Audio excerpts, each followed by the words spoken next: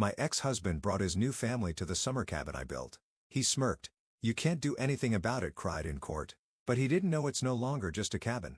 The letter trembled in my hands as I read it again. My lawyer's neat handwriting doing nothing to soften the blow. Per the court's decision, Mr. Campbell retains partial access rights to the lakeside property. I crumpled the paper, my fingers turning white at the knuckles. My name is Phoebe, and my ex-husband just won the right to use my cabin, the one thing I fought hardest to keep in our divorce.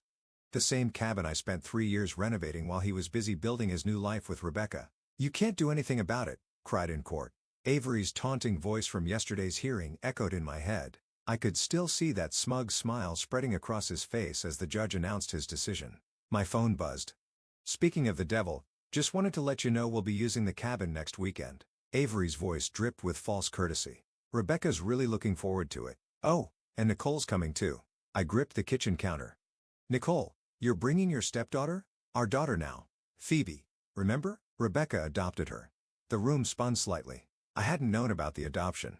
That's great," I managed. "Isn't it? We're finally a real family. The kind you never wanted to give me." The line went dead before I could respond. I grabbed my keys and jacket, needing to see the cabin one last time before they invaded it. The drive up was familiar. Every curve of the road etched into my memory like the growth rings of the trees surrounding my sanctuary. As I pulled up, the afternoon sun caught the new windows I'd installed myself, the deck I'd rebuilt board by board, the garden I'd planted with my own hands. "I thought I'd find you here." I turned to see Skylar walking up the path, her familiar red boots crunching on the gravel. My best friend knew me too well. "How bad was it?" she asked, joining me on the front steps. "He gets it every other weekend, plus holidays." My voice cracked. "And he's bringing them next weekend, his perfect new family."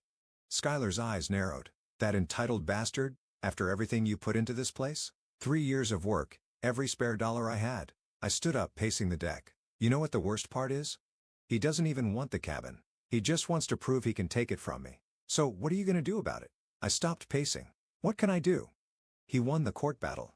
Skylar's smile turned mischievous. "The cabin, yes, but what about the land around it?" "What do you mean?" "Well, I've been doing some research. The property lines extend way beyond the cabin itself, and there's nothing in the court order about how you use the surrounding land, is there?" I felt a spark of something dangerous ignite in my chest. No, there isn't. "And you know what this area needs? A community center, specifically a women's resource center." Skylar's eyes gleamed. "Imagine Avery's face when he brings his perfect new family up here only to find himself surrounded by the kind of independent, empowered women he tried so hard to control." I walked to the edge of the deck, surveying the clearing beyond the cabin. The space was perfect, visible from every window, impossible to ignore. "It would take money," I said slowly. "Resources. I know some people, including a journalist named Valentina, who'd love to cover a story like this." My phone buzzed again. Another text from Avery. "BTW, having professional photos taken at the cabin next month for Rebecca's social media. Hope you don't mind." I showed Skylar the message and she laughed. "Oh, this is too perfect. You know what they say about karma? That she's a patient bitch." "Exactly." Skylar linked her arm through mine. "So what do you say? Ready to give karma a little push?" I looked at the cabin, my cabin, and felt the weight of every dismissive comment, every manipulative move, every cruel jab Avery had ever thrown my way. Then I thought about Nicole, his stepdaughter, being drawn into his web of control. "You know what?" I smiled for the first time that day. "I think it's time this place lived up to its potential, not as a weekend getaway for Avery's perfect family photos, but as something that actually matters." Skylar squeezed my arm. "That's my girl. Let's make some calls." As we walked back to our cars, planning our first moves, I couldn't help but glance back at the cabin. Avery thought he'd won. Thought he'd finally broken me, but he'd forgotten one crucial thing. I'd rebuilt this place from nothing once before. I could do it again. Only this time, I'd build something he couldn't touch. "Look at this." Skylar spread the property maps across my kitchen table, her coffee going cold beside her. "The court order specifically mentions the cabin and immediate surrounding area, roughly 50 feet in each direction. But you own 5 acres, Phoebe." I traced the boundary lines with my finger, "and everything outside that 50-foot radius is completely yours to do with as you please." Skylar pulled out her laptop. "I've been researching similar projects. There's a women's center in Portland that started in someone's backyard. Now they help hundreds of women start their own businesses." My phone lit up with a text from Avery. "Need to store some jet skis at the cabin. Making memories with the family." I turned the phone face down. "So what's our first step?" Actually, Skylar typed something into her laptop. I already took it. Remember Valentina, the journalist who covered that corporate scandal last year? The one who made that CEO cry on camera? That's her. She's meeting us for lunch in 20 minutes. I nearly choked on my coffee. Today? Skylar, I'm not ready. You're never more ready than when you're angry. She closed her laptop. And trust me, Valentina's going to love this story. The cafe was busy when we arrived, but I spotted Valentina immediately. She had that journalist energy, alert, observant, already taking mental notes as we approached. So, Valentina said after introductions, Skylar tells me you're planning something revolutionary. I hesitated, but Skylar jumped in. Show her the text, Phoebe. I pulled up Avery's message about the jet skis. Valentina read it, then scrolled through the previous messages, her eyebrows rising. And this man, your ex-husband, he fought for access to a cabin he barely used during your marriage? He fought because he could, I said, because he knew how much it meant to me. Valentina leaned forward. And now you want to build a women's resource center around his weekend getaway spot? Not around it, I corrected. Beyond it, on land that's legally mine. A slow smile spread across Valentina's face. Tell me more. For the next hour, we outlined the vision, workshops, business mentoring, skill-sharing sessions, a place where women could find support, resources, and community. But here's what makes it newsworthy, Valentina said, scribbling in her notebook. It's not just about revenge. It's about transformation. Taking something meant to hurt you and using it to help others. I have some contacts in construction, Skylar added. Women-owned businesses ready to help. We could break ground within weeks. Valentina's eyes lit up. And I know several successful businesswomen looking for meaningful projects to support. This could be huge, Phoebe. Just then, my phone buzzed again. This time, it was a photo from Nicole, Avery's stepdaughter. She'd sent a picture of herself at some corporate event with Avery and Rebecca looking uncomfortable in a too formal dress. Dad's making me intern at his firm. Her message read, I hate it here. I showed the others the message. Perfect timing, Valentina said. We could include youth mentorship programs, give girls like Nicole alternatives to their parents' prescribed paths. Avery would lose it, I said, feeling a mix of satisfaction and genuine excitement. That's just a bonus, Skylar grinned. The real win is what this could mean for the community. Valentina closed her notebook. I want to break this story, not just about the center, but the whole journey from divorce court to community triumph. It's the kind of inspiration people need right now. When? I asked. Let's time it right. When's your ex planning those social media photos? Next month. Perfect. Valentina's smile turned calculating. We'll have the foundation laid by then. Nothing he can legally object to, but enough to ruin his perfect family photos. And when he reacts, we'll be ready, Skylar finished. Back home that evening, I stood in my backyard imagining the transformation to come. My phone buzzed with a group chat Skylar had created. Project Phoenix. Valentina had already shared contractor contacts. Skylar had drafted a preliminary budget. This was really happening. Another text from Nicole popped up. Dad's bragging about his plans for the cabin. Says he's going to make it actually worth something now. I thought about Nicole's forced smile in that corporate photo, about all the other women and girls trapped in lives others chose for them. Then I thought about Avery's face when he realized his victory lap had become someone else's starting line. Don't worry. I texted back to Nicole. Things around here are about to get very interesting. I added a Phoenix emoji, smiled, and got to work on the permit application Skylar had sent over. Sometimes the best revenge isn't about destroying something. It's about creating something better from the ashes. The local courthouse hadn't changed since my divorce proceedings. Same worn wooden benches, same stuffy air, same feeling of butterflies in my stomach. But this time, I wasn't here as a defendant. I was here to meet Judge Rolando for coffee. Phoebe, his familiar voice boomed across the lobby. What brings you to my neck of the woods? I held up the community center proposal Skylar and I had prepared. Actually, I was hoping to get your thoughts on something as a pillar of the community, of course. Rolando's eyes crinkled at the corners. Flattery will get you everywhere. Let's grab coffee in my chambers.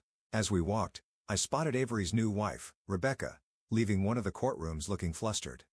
She didn't notice me, but I caught fragments of her conversation on her phone. The property lines are so confusing, Avery. Are you sure? I smiled to myself as I followed Rolando into his office. So, he said, settling behind his desk with his coffee. What's this proposal about? We're planning a women's resource center, I explained, laying out the plans, job training, financial literacy workshops, mentorship programs. The community seems excited. Location? My property up by the lake. Rolando's eyebrows shot up. The cabin property? The land around it, I clarified. Well, outside the court-mandated shared space. He studied the plans carefully, then looked up with a knowing smile. Interesting choice of location. It's perfect, actually. Peaceful setting, lots of space, easy access from town, and nothing in the previous court order preventing it, he added, tapping his finger on his desk. You know, community resource centers often qualify for special zoning benefits, reduced taxes, priority permits, that sort of thing. I tried to keep my voice casual. Really? Absolutely. In fact, he pulled out a folder. I just signed off on something similar last week. Here's the paperwork if you're interested in the precedent. My phone buzzed. Skylar had sent a photo of our first delivery of construction materials being unloaded at the site. Speaking of precedent, Rolando continued, there's an interesting clause about shared properties being subject to surrounding land use.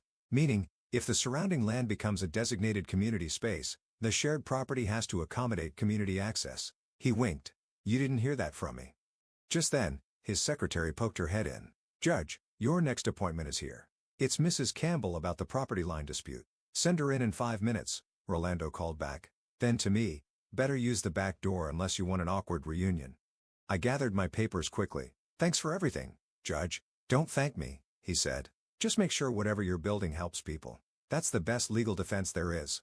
I slipped out just as Rebecca entered through the main door, clutching a stack of papers and looking worried. Back at the construction site, Skylar was directing a team of workers while Valentina interviewed local women who'd stopped by to see what was happening. How'd it go? Skylar asked as I approached. Better than expected. We might have more legal leverage than we thought. Perfect timing. Valentina joined us, recorder in hand. Because word's spreading fast, I've got 3 local business owners wanting to sponsor workshops, and the women's shelter in town wants to partner with us. And look who else showed up. Skylar nodded toward a car pulling into the lot. Nicole stepped out, looking around nervously before spotting us. I told Dad I was at study group, she said, approaching. Is it true? Are you really building a place to help women start their own businesses? Among other things, I said. Want to see the plans? Her eyes lit up as we showed her the blueprints. This is amazing. Dad's been pushing me to follow his footsteps in corporate law, but I really want to start my own graphic design company. We'll have workshops for that, Skylar said.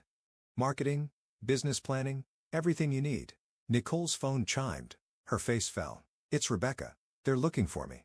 Better go, I said. But Nicole, you're welcome here anytime. After she left, Valentina checked her notes. This is Gold, the stepdaughter of the man who tried to take your property, finding empowerment in the very place he meant to use against you? Speaking of which, Skylar pointed to an incoming email on my phone. Looks like Avery's lawyer just requested clarification about the property boundaries. I thought about Rebecca's confused face at the courthouse, about Nicole's dreams of independence, about all the women already rallying around this project. Let them ask questions, I said, watching the construction crew break ground. Every answer they get is just going to make our foundation stronger. Rising from the ashes, local woman transforms divorce battle into community triumph. Valentina's headline blazed across the front page of the local paper. I stood at the construction site watching women stream in for our unofficial opening day. The article clutched in dozens of hands. This is insane, Skylar whispered, surveying the crowd. We expected maybe 50 people. There must be 200 here. The center had come together faster than we'd imagined. 2 buildings flanked the main courtyard. One for workshops and classes, another for office spaces and mentoring sessions. The cabin sat in the distance, looking small and insignificant compared to the vibrant community space we'd created. PB. Valentina rushed over, phone in hand. The article's gone viral. 3 major news networks want interviews, and Rising Phoenix is trending locally. A commotion at the entrance caught my attention. Avery stood there, newspaper crumpled in his fist, face red with fury. Rebecca hovered behind him, looking uncertain, while Nicole lingered even further back, trying to hide a smile. What is this? He demanded, storming over and waving the paper. You turned my property into some sort of feminist commune? Your property? I kept my voice steady, aware of phones recording nearby. The cabin's that way, Avery. This is my land, remember? The part you didn't fight for because you thought it was worthless? You planned this, he sputtered. You deliberately built a community resource center that's already helped 30 women start their own businesses. Valentina cut in smoothly, her recorder visible. Would you like to comment on your opposition to local economic growth, Mr. Campbell? Avery's mouth snapped shut as he finally noticed the cameras.